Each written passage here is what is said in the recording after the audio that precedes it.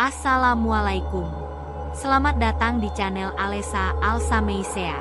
Malam ini saya akan mengajak kalian menyusuri kisah dari sebuah tempat yang tak biasa.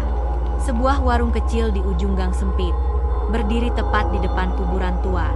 Tempat yang seharusnya sepi, tapi justru selalu ramai setiap tengah malam. Siapa yang datang? Apa yang sebenarnya terjadi di balik dinding kayu lapuk dan cahaya lampu minyak itu? Siapkan hati dan nyalimu, karena inilah kisah tentang warung yang tak pernah tidur, di batas antara dunia kita dan dunia mereka. Selamat mendengarkan. Di balik hutan jati milik pemerintah tersembunyi sebuah desa kecil yang tenang di ujung kota Blora, Jawa Tengah, namun menyimpan kisah-kisah kelam yang tak pernah benar-benar mati. Desa itu tak tercantum di banyak peta, hanya dikenal oleh mereka yang lahir dan mati di sana. Suasananya tenang, tapi bukan ketenangan yang menenangkan. Lebih seperti diam yang menyimpan sesuatu. Penduduknya sedikit dan sebagian besar dari mereka lebih suka menutup pintu rapat-rapat setelah matahari tenggelam. Di ujung gang sempit berbatu, gang yang jarang dilalui orang karena tak terhubung ke manun. Selain ke tanah kosong dan kuburan tua, berdirilah sebuah warung kecil milik Bu Narti. Warung itu tampak biasa saja di siang hari. Dinding kayunya mulai lapuk dimakan usia. Atap sengnya berkarat dan berderik tiap tertiup angin dan tak ada pelang nama. Letaknya tepat berseberangan dengan kuburan desa yang dikenal angker. Tempat orang-orang dulu dikuburkan tanpa upacara dan tanpa batu nisan. Bu Narti sendiri, janda parubaya yang hidup sendirian, menjalani hidupnya dengan tenang dan tertutup. Sejak suaminya meninggal tragis saat menebang pohon jati secara ilegal di hutan, ia memilih membuka warung sebagai satu-satunya cara bertahan hidup. Ia jarang berbicara panjang lebar, bahkan kepada tetangganya sendiri. Tubuhnya kurus, rambutnya selalu disanggul seadanya, dan matanya tampak menyimpan sesuatu yang tidak diucapkan. Yang membuat warung itu aneh bukan hanya letaknya yang terpencil atau suasananya yang suram, melainkan waktu operasionalnya. Warung itu hampir tak pernah buka di siang hari. Tapi setelah tengah malam, warung itu selalu ramai. Orang-orang melihat siluet-siluet aneh yang berdiri di gang sempit itu berjalan pelan menuju warung. Kadang terdengar tawa pelan, kadang seperti suara sendok beradu dengan mangkuk. Meskipun tak ada satupun warga yang berani mendekat untuk memastikan. Desas-desus pun menyebar. Ada yang bilang warung itu melayani makhluk-makhluk dari alam lain. Ada yang percaya Bu Narti menjual sesuatu yang bukan sekedar kopi atau rebus. Bahkan ada yang mengaku melihat suaminya Bu Narti datang ke warung pada malam-malam tertentu. Padahal ia sudah dikubur bertahun-tahun lalu. Beberapa anak muda pernah mencoba iseng mendekat dan mengintip dari kejauhan. Tapi mereka selalu pulang pucat pasi, enggan bercerita. Salah satu dari mereka bahkan tak bisa bicara selama 3 hari. Sejak itu warga desa seolah bersepakat untuk membiarkan warung itu sendiri. Tak ada yang berani bertanya lebih jauh. Tak ada yang berani menyebutnya aneh. Mereka hanya menutup jendela lebih cepat dan menghindari gang sempit itu saat malam tiba. Malam di desa itu biasanya sepi. Angin bertiup pelan menembus celah-celah dinding bambu rumah warga disertai suara jangkrik. Dan sesekali lolongan anjing dari kejauhan. Tidak banyak aktivitas sebab para penduduk memilih tidur lebih awal. Tapi warung Bu Narti tampaknya memiliki kehidupan sendiri yang tak terikat oleh waktu. Di saat rumah-rumah lain terlelap dalam gelap, warung kecil itu justru menyala terang seperti mata yang tak pernah terpejam. Lampu minyak di sudut warung terus menyala. Meski sumbunya kadang bergetar tersentak angin malam. Dari kejauhan terdengar suara halus sendok yang beradu dengan gelas, suara kursi kayu yang digeser, bahkan tawa kecil yang terdengar samar. Tapi siapa yang datang? Tak ada warga yang mengaku mampir ke sana dan tidak ada yang melihat siapapun masuk gang sempit itu setelah matahari terbenam. Mulailah desas-desus bermunculan. Beberapa orang menebak warung itu jadi tempat istirahat para sopir truk kayu gelap yang keluar masuk hutan jati pada malam hari. Tapi sopir-sopir itu jikapun pernah ada, tak pernah terlihat pagi harinya. Orang-orang mulai bertanya-tanya siapa sebenarnya pelanggan Bu Narti. Namun Bu Narti tetap tenang seolah tak terganggu oleh bisik-bisik tetangga. Ia hanya bilang bahwa warungnya memang buka malam karena itu waktu yang sepi dan nyaman untuk berjualan. Pembelinya sopan-sopan, selalu bayar dengan uang yang baik, tidak pernah bikin ribut. Begitu katanya pada Pak RT yang pernah bertanya sambil setengah bercanda. Tapi ada sesuatu yang tak biasa. Bu Narti tidak pernah tahu dari mana para pembelinya datang. Mereka tidak pernah masuk beramai-ramai. Tahu-tahu sudah duduk memesankan kopi pahit, kadang nasi goreng atau mie rebus. Wajah mereka pun sulit dikenali. Dalam temaram lampu minyak, mata mereka sering tertutup bayangan topi. Sorotnya datar, kadang tidak bicara sepatah kata pun. Tapi mereka tetap membayar dengan uang kertas biasa. Meski warnanya agak pudar dan kadang terasa sedikit lembab seperti baru dikeluarkan dari tanah basah. Pernah suatu malam Bu Narti menyadari salah satu pelanggannya duduk terlalu diam. Tak minum, tak bicara, hanya duduk menunduk. Saat ia mendekat, orang itu mengangkat kepalanya perlahan. Wajahnya pucat, matanya kosong, dan kulitnya seperti berlapis kabut. Tapi sebelum Bu Narti sempat berkata apa-apa, pelanggan itu menghilang begitu saja. Seolah hanya bayangan. Namun anehnya meja tempatnya duduk tetap menyisakan jejak gelas kopi. Bahkan ada uang ribuan terlipat rapi di bawah piring. Bu Narti hanya memungutnya, menarik napas panjang, lalu kembali menyapu lantai kayu pelan-pelan. Ia tak banyak bertanya, tak ingin tahu lebih dari yang diperlukan. Yang penting warung tetap hidup meski malam makin pekat dan pelanggan makin asing. Tresno dikenal sebagai pemuda paling usil di desa itu. Mulutnya ringan melontarkan candaan dan langkahnya selalu santai. Seolah dunia ini tak pernah benar-benar serius. Saat desas-desus tentang warung Bu Narti makin ramai dibicarakan warga, Tresno menanggapinya dengan tawa. Ia menyebutnya hanya cerita orang tua yang terlalu banyak nonton film horor. Tapi diam-diam rasa penasarannya tumbuh. Ia ingin membuktikan sendiri apa yang sebenarnya terjadi di gang sempit menuju warung itu. Malam Jumat Kliwon dipilihnya dengan sengaja. Ia tahu itu malam yang katanya paling angker. Tapi justru karena itulah ia tertantang. Dengan jaket tipis dan senter kecil, Tresno menyusuri jalan setapak menuju gang itu. Udara malam terasa lembab dan dingin menusuk tulang. Pepohonan jati di sekitar seolah membungkuk memperhatikan setiap langkahnya. Tapi Tresno tetap melangkah meski napasnya mulai berat. Saat sampai di mulut gang, ia melihat warung Bu Narti dari kejauhan. Lampunya menyala seperti biasa. Tak ada suara, tak ada gerak. Warung itu tampak sepi. Namun ketika Tresno mengintip dari balik pohon, ia melihat sesuatu yang tak masuk akal. Bu Narti tampak sibuk mondar-mandir membawa piring, menuangkan kopi, dan menyeka meja. Padahal tak ada siapun di warung itu. Kursi-kursi kosong, tak ada pembeli. Tapi cara Bu Narti bergerak sangat meyakinkan. Seolah benar-benar sedang melayani pelanggan. Ia bahkan sempat tersenyum ke arah bangku kosong lalu mengangguk pelan seperti menanggapi percakapan. Tresno terpaku, tangannya menggigil, kakinya ingin berlari, tapi tubuhnya seolah tak mau bergerak. Sesuatu dalam dirinya tahu ia tak seharusnya ada di sana. Udara di sekelilingnya berubah jadi berat dan lembab. Bau tanah basah bercampur kemenyan tiba-tiba memenuhi hidungnya. Ia mendengar suara bisik-bisik, tapi tak tahu dari mana asalnya. Ketika ia memaksa diri untuk mundur, ia melihat satu kursi perlahan bergerak sendiri mundur seolah ada yang baru saja bangkit dari duduk. Tresno akhirnya berhasil berlari pulang, jatuh bangun di jalan berbatu. Tubuhnya penuh goresan dan debu, tapi ia tak peduli. Ia tiba di rumah dengan nafas tersengal-sengal dan mata membelalak. Sejak malam itu, Tresno tak pernah sama lagi. Ia hanya duduk diam di sudut rumahnya, menatap kosong ke arah tembok. Ia tak lagi bercakap, tak lagi tertawa, tak lagi berjalan keliling desa. Orang tuanya membawa dukun dari desa sebelah, tapi tak ada yang berhasil membuatnya bercakap. Tresno hanya menggigil setiap kali mendengar kata warung. Kadang saat malam tiba, ia berbisik pelan, "Jangan duduk di kursi itu, dia belum pergi." Lalu kembali diam membatu. Warga desa mulai memahami satu hal. Warung bukan tempat yang bisa dilihat dengan mata biasa. Dan gang sempit itu kini tak ada yang berani mendekati lagi. Bahkan saat siang bolong, Bu Narti mulai memperhatikan sesuatu yang berbeda dari biasanya. Sudah beberapa minggu belakangan ini, uang hasil dagangannya selalu terkumpul dengan rapi di dalam laci meja.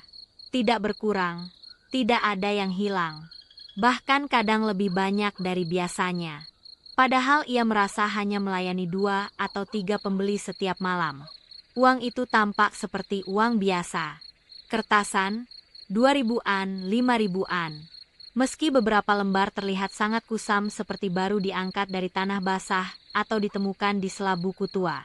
Ada juga yang berbau aneh seperti bau anyir besi atau daun busuk. Namun yang paling membuat Bu Narti resah adalah keadaan warungnya setiap pagi. Setiap kali ia bangun dan membuka pintu, warungnya selalu dalam keadaan rapi dan bersih. Meja-meja tertata, gelas-gelas sudah dicuci dan tersusun di rak. Bahkan lantainya terlihat seperti baru disapu. Padahal ia tidak ingat pernah membersihkannya malam sebelumnya. Ia juga tidak pernah merasa lelah atau mengantuk saat melayani pembeli. Tapi begitu pagi datang, tubuhnya serasa remuk dan kepalanya berat seperti habis begadang berhari-hari. Awalnya Bu Narti mencoba mengabaikan. Ia berpikir mungkin ia terlalu capek atau mungkin secara tidak sadar ia tetap membersihkan warung sebelum tidur. Ia menenangkan hatinya, mengusap wajah dengan air dari kendi, lalu bergumam sendiri. Mungkin aku yang lelah, cuma itu. Tapi jauh di dalam hatinya ada rasa tak nyaman yang mulai tumbuh. Semuanya terasa terlalu rapi, terlalu sempurna, seperti ada tangan lain yang ikut campur. Suatu pagi saat hendak menghitung uang di lacinya, ia menemukan selembar uang ribuan yang warnanya tak wajar. Kertasnya lebih tebal seperti bukan dari bahan biasa. Saat disentuh terasa dingin dan sedikit lembab dan ada noda hitam di salah satu ujungnya seperti bekas terbakar. Ia mencoba menggosoknya, tapi noda itu tak hilang. Ketika ia mendekatkan uang itu ke hidung, bau anyir menyengat langsung menusuk hidungnya. Bu Narti buru-buru memasukkan uang itu kembali ke laci dan menutupnya rapat. Dadanya mulai sesak. Ia mencoba melanjutkan hari seperti biasa. Menjerang air, menyiapkan bahan-bahan, dan menata meja. Tapi pikirannya tak bisa lepas dari uang itu dan dari warung yang seperti dibersihkan oleh tangan-tangan tak kasat mata. Malamnya saat ia duduk menunggu pembeli di depan warung, angin bertiup pelan membawa aroma aneh seperti kemenyan yang belum padam. Lampu minyak bergetar pelan dan dari kejauhan terdengar suara langkah kaki mendekat perlahan. Meski jalanan sepi, Bu Narti menarik napas panjang.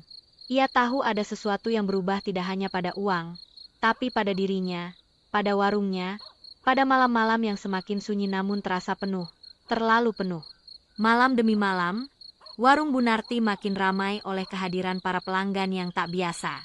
Suasana yang dulunya hanya terasa sunyi dan asing, kini berubah menjadi sunyi yang berat. Seperti ada sesuatu yang menekan udara dan menyusup ke dalam pori-pori. Setiap malam suara langkah kaki terdengar mendekat dari gang sempit. Tapi siapapun yang datang selalu sulit dikenali. Wajah mereka buram seperti tertutup kabut atau tertelan oleh remang cahaya lampu minyak. Suatu malam, seorang pria duduk di bangku paling ujung. Tubuhnya tinggi besar, mengenakan jaket lusuh dan topi lebar yang menutupi sebagian besar wajahnya. Ia datang diam-diam lalu duduk tanpa suara. Bu Narti menyuguhkan kopi hitam seperti biasa. Tapi pria itu tak pernah menyentuhnya. Ia hanya duduk menunduk. Punggungnya membungkuk aneh dan nafasnya terdengar berat. Ia bertahan di sana hingga menjelang subuh lalu pergi tanpa sepatah kata pun. Meninggalkan uang receh yang basah dan berbau tanah. Malam berikutnya, seorang perempuan datang. Rambutnya panjang menjuntai menutupi wajahnya yang tertunduk. Ia duduk di sudut warung sambil terisak. Tangisannya pelan seperti orang yang kehilangan sesuatu yang sangat dicintai. Bu Narti mencoba menawarinya teh manis, tapi perempuan itu hanya menggeleng pelan. Tangisannya makin menjadi-jadi hingga menjelang pagi. Tapi begitu ayam pertama berkokok, sosoknya lenyap. Tak ada suara, tak ada jejak. Bangku tempat ia duduk pun kosong. Hanya menyisakan sisa embun dingin di permukaannya. Malam lainnya, suara tawa anak kecil memenuhi warung. Seorang bocah laki-laki duduk di lantai tertawa-tawa sambil menyusun sesuatu yang tak terlihat. Tangannya bergerak lincah seolah sedang bermain kelereng. Tapi di mata Bunarti tidak ada satun kelereng di sana. Anak itu terus bertawa memanggil-manggil seseorang dengan nama yang tak dikenal. "Ayo main lagi, satu lagi," katanya sambil tertawa nyaring. Tapi saat Bunarti mencoba mendekat, bocah itu menoleh cepat dan wajahnya kosong. Hanya kulit putih tanpa mata. Tanpa mulut, Bunarti langsung mundur, gemetar nafasnya terengah. Tapi ia tetap melayani seperti biasa. Meski tubuhnya menggigil, meski lututnya lemas, ia tetap menyajikan kopi, teh, dan makanan seperti yang biasa dipesan. Ia tak berani menolak, tak berani bertanya. Ia hanya bisa berbisik pelan dengan suara gemetar. "Kalau lapar makan saja." Setiap malam pengunjung-pengunjung itu datang dan pergi, duduk, menangis, tertawa, diam. Warung itu bukan lagi milik dunia biasa. Tapi Bunarti tetap di sana melayani tanpa bertanya. Ia merasa jika ia berhenti, jika ia menolak satu saja dari mereka, sesuatu yang lebih buruk akan datang. Maka ia terus membuka warungnya malam demi malam dalam gelap dan sunyi yang kian pekat. Malam itu udara terasa berbeda. Angin yang biasa hanya lewat pelan kini berdesir membawa bau aneh seperti bunga layu dan asap menyan yang tertinggal lama. Warung tetap buka seperti biasa. Lampu minyaknya bergetar dan bayangan-bayangan samar masih duduk diam di bangku-bangku. Namun malam itu di antara mereka datang satu sosok yang masih hidup. Sosok yang dikenal oleh semua warga desa tapi jarang terlihat keluar rumah.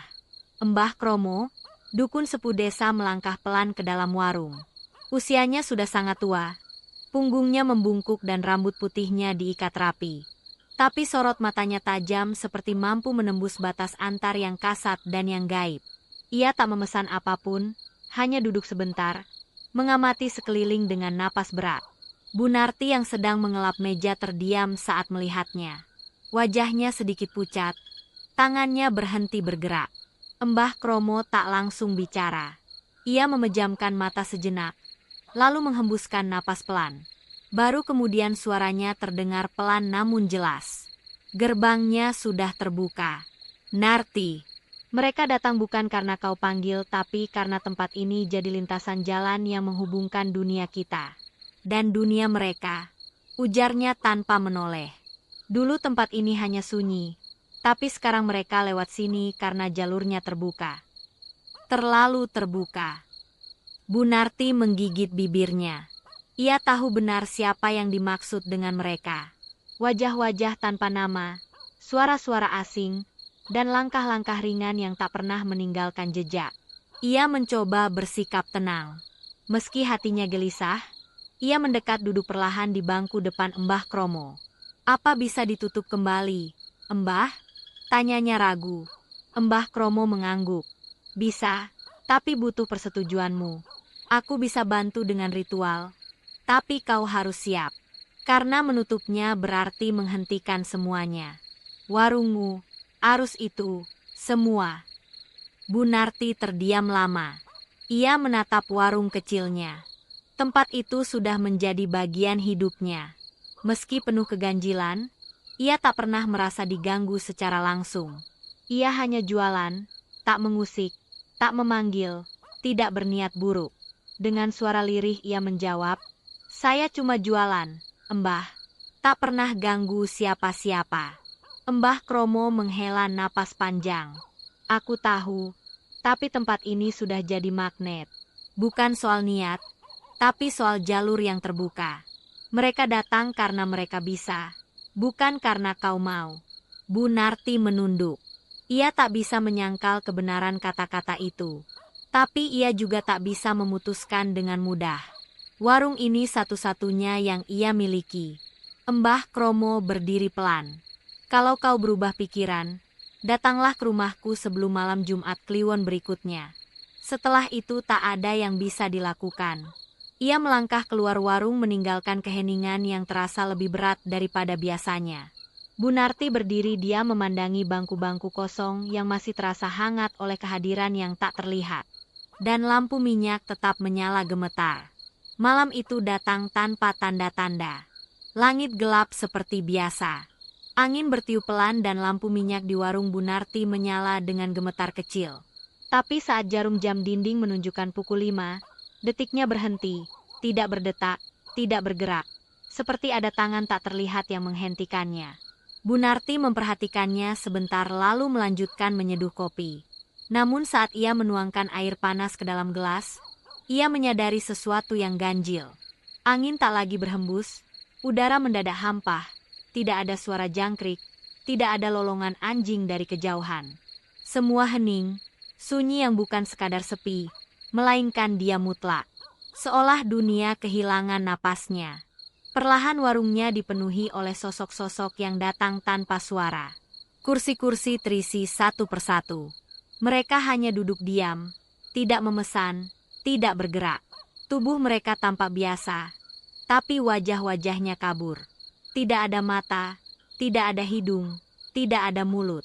Seperti bayangan yang lupa diberi bentuk dan semuanya menatap ke arah Bu Narti. Sorot-sorot kosong itu membuat udara semakin berat. Bu Narti berdiri di belakang meja. Tubuhnya gemetar. Tangannya masih menggenggam gelas kopi. Tapi ia tak bisa mengangkatnya. Suara detak jantungnya sendiri terdengar begitu keras di telinga. Ia mencoba berbicara, mencoba menyapa seperti biasa, tapi suara tak keluar dari mulutnya. Lalu dari kerumunan seseorang berjalan maju. Sosok lelaki tua berpakaian compang-camping dengan langkah perlahan. Rambutnya berantakan, wajahnya tirus, tapi senyumnya, senyum yang sangat ia kenal itu suaminya. Lelaki yang dulu ditemukan mati tertimpa pohon jati, tubuhnya membiru, matanya membelalak. Tapi malam itu ia tampak damai. Ia duduk di bangku yang sama seperti dulu saat masih hidup, tempat favoritnya. Menikmati kopi pahit dan tempe goreng. Mereka hanya saling memandang. Tak ada kata-kata. Hanya keheningan yang tak bisa dijelaskan. Lalu suaminya mengangguk pelan, senyum lembut, dan berkata dengan suara lirih yang hanya bisa didengar oleh hati, "Terima kasih karena kau bertahan." Dan kemudian ia menghilang. Tidak perlahan, tapi seketika seperti asap yang ditiup angin. Meski malam itu tak ada angin sama sekali, air mata Bu Narti mengalir perlahan tanpa suara. Ia tidak menjerit, tidak tumbang. Ia hanya berdiri membiarkan keheningan menyelimuti tubuhnya, membiarkan rasa pilu bercampur pasrah memenuhi dadanya. Ia tahu sejak malam itu warungnya tak lagi milik dunia yang sama.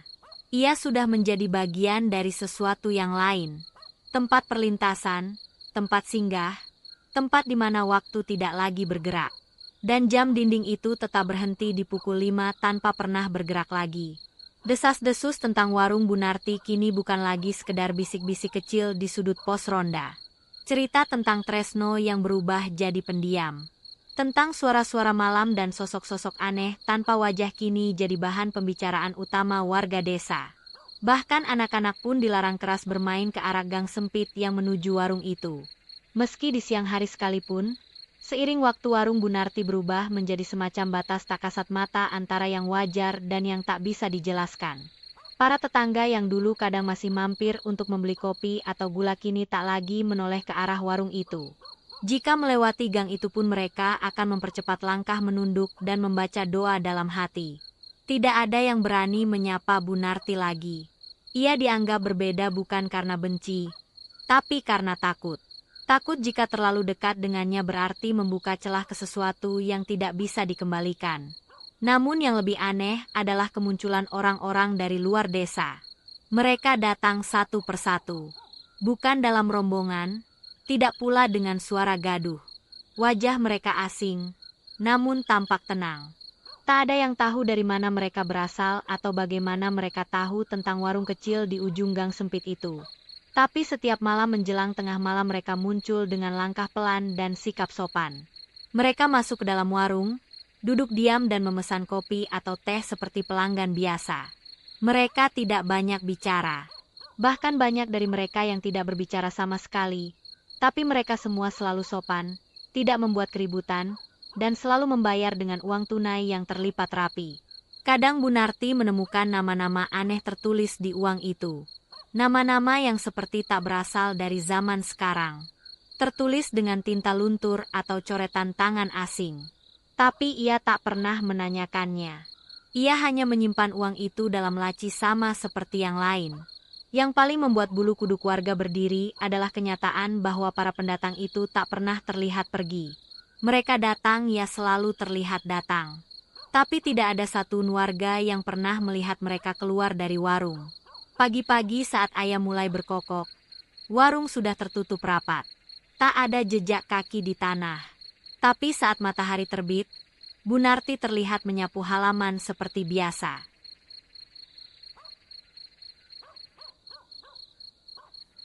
Seolah malam itu tak terjadi apa-apa. Beberapa warga sempat mengusulkan agar warung itu ditutup saja. Tapi tak ada yang berani benar-benar menyampaikannya langsung kepada Bunarti. Bahkan kepala desa pun lebih memilih diam menutup mulut rapat-rapat. Semua seperti paham warung itu bukan lagi urusan manusia semata. Warung Narti kini seperti mitos hidup. Tempat yang ada dan tidak ada berdiri di antara dua dunia, dan di tengah semua ketakutan dan keheningan itu, Bunarti tetap melayani tanpa banyak tanya, tanpa mengeluh. Ia tahu warungnya bukan miliknya lagi. Tapi ia juga tahu ia tidak bisa pergi. Waktu berjalan tanpa banyak perubahan dan Bunarti perlahan menerima kenyataan yang tak bisa ia jelaskan dengan logika. Warung kecilnya yang dulu hanya tempat sederhana untuk bertahan hidup, kini telah menjadi sesuatu yang lain.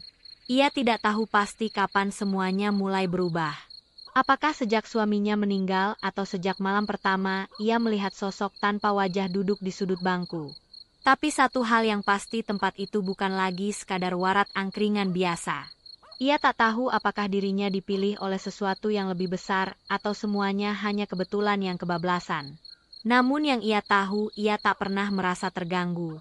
Tidak ada yang mengusik atau menyakiti. Para tamu yang datang meskipun ganjil dan kadang menampakkan wujud yang tak biasa, tak pernah berlaku kasar. Mereka hanya datang, duduk, memesan dan pergi sebelum subuh. Mereka datang dengan tenang. Ada yang hanya menatap kosong, ada yang menangis perlahan, ada yang duduk berjam-jam sambil menunduk. Namun semuanya tertib, bahkan lebih sopan dari manusia kebanyakan. Bunarti mulai mengerti. Mungkin di dunia sana para arwah pun butuh tempat singgah, tempat melepas rindu, mengenang, atau sekadar diam dalam hening. Dan warung kecilnya menjadi semacam perhentian sunyi yang tak disengaja. Bunarti tak pernah bersekutu dengan apun. Ia tidak memanggil, tidak meminta. Ia hanya membuka warung seperti biasa, menyajikan kopi, mie rebus, dan gorengan hangat. Namun sejak ia menyadari bahwa yang datang bukan lagi hanya dari dunia yang sama, ia mulai menaruh sesaji kecil di sudut warung, sepiring kecil berisi bunga melati, potongan kue cucur, dan air putih dalam gelas. Bukan untuk menyembah, bukan pula ritual, hanya bentuk penghormatan. Untuk penerimaan. Tidak ada mantra yang diucapkan, tidak ada asap kemanyan yang mengepul, hanya niat baik dan ketulusan hati. Ia letakkan sesaji itu sebelum membuka warung setiap malam sambil berbisik pelan, "Monggo kalau lelah silakan singgah." Dan sejak itu suasana warung terasa lebih tenang. Tak lagi seseram dulu. Kadang suara tawa kecil terdengar, kadang suara sendok yang beradu dengan gelas terdengar seperti nada nostalgia. Malam-malam pun tak lagi terasa berat. Seolah ada semacam kesepakatan tak tertulis antara dirinya dan para tamu yang datang. Mereka tak meminta lebih dan pun tak berharap lebih. Ia hanya ingin tempat itu tetap ada, tetap tenang, tetap seperti sekarang. Sebuah warung di ujung gang sempit di perbatasan dunia yang berdiri bukan karena ambisi, tapi karena ketulusan seorang janda tua yang hanya ingin melayani tanpa tanya, tanpa takut, dan tanpa pamrih. Kini warung itu masih berdiri seperti sedia. Terbuat dari papan kayu tua, beratap seng yang berkarat, dan berhadapan langsung dengan kuburan desa yang makin ditumbuhi semak liar.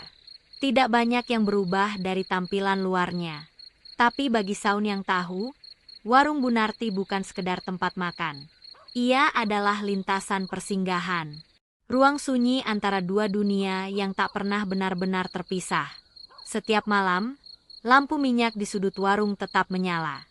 Cahayanya temaram, namun cukup untuk menerangi meja-meja kayu tua yang sudah mulai keropos. Bu Narti masih setia membuka warung saat malah mulai turun. Tubuhnya memang makin rentah, langkahnya pelan, tapi tangannya tetap cekatan menyeduh kopi, menyiapkan mie rebus, atau menggoreng tempe tipis yang renyah. Tak ada rasa takut di wajahnya. Yang ada hanyalah ketenangan dan rasa hormat yang dalam. Bagi Bu Narti, siapapun yang datang entah dari dunia ini atau dunia sana layak disambut dengan secangkir kopi hangat dan senyuman tulus. Ia tidak lagi bertanya siapa mereka, dari mana datangnya atau mengapa mereka memilih warung kecil itu sebagai tempat singgah. Ia hanya tahu setiap yang datang pasti membawa lelah, membawa rindu, atau membawa cerita yang tak sempat selesai. Warung itu kini menjadi tempat tanpa batas, tanpa paksaan, dan tanpa waktu. Kadang yang datang adalah lelaki muda yang duduk diam tanpa pesan apa-apa. Kadang seorang nenek tua yang hanya mengelus meja dengan jemari keriputnya. Kadang anak kecil yang tertawa sendiri sambil menunjuk sudut ruangan yang kosong. Semuanya datang dan pergi dalam diam. Tak pernah ribut, tak pernah meminta lebih dari yang bisa diberikan. Sesaji kecil di pojok warung selalu diganti setiap malam. Sepiring bunga melati, kue basah, dan segelas air putih. Bukan untuk sembahyang, tapi sebagai bentuk penghormatan. Sebuah tanda bahwa Bu Narti menerima kehadiran mereka dan mengizinkan mereka untuk duduk sejenak sebelum melanjutkan perjalanan entah kemana. Warga desa masih menjauh. Mereka tidak lagi berani melintasi gang sempit itu bahkan di siang hari. Tapi mereka juga tidak mengganggu seperti ada kesepahaman tak terucap bahwa warung itu bukan milik dunia mereka sepenuhnya. Dan Bu Narti, ia tidak merasa kesepian. Justru dalam sunyi malam dan di bawah cahaya redup lampu minyak, ia merasa ditemani. Kadang saat angin malam berdesir pelan dan warung penuh oleh keheningan yang hidup, terdengar bisikan halus. Seolah keluar dari dinding kayu atau dari bayangan di pojok ruangan. Bisikan itu lembut, nyaris seperti nyanyian. Warung tak pernah sepi. Dan memang benar warung itu tidak pernah benar-benar sepi karena di sana malam tak pernah tidur dan pengunjung tak pernah betul-betul pergi. Itulah kisah malam ini.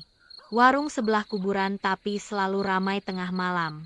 Apakah warung itu benar-benar tempat persinggahan arwah, ataukah hanya ilusi dari dunia yang tak kita mengerti? Yang pasti di dunia ini tidak semua yang terlihat adalah manusia. Terima kasih sudah menonton video ini. Jangan lupa untuk selalu support channel ini dengan like, komen, dan subscribe. Serta nyalakan juga notifikasinya agar tidak ketinggalan untuk cerita-cerita selanjutnya. Tamat.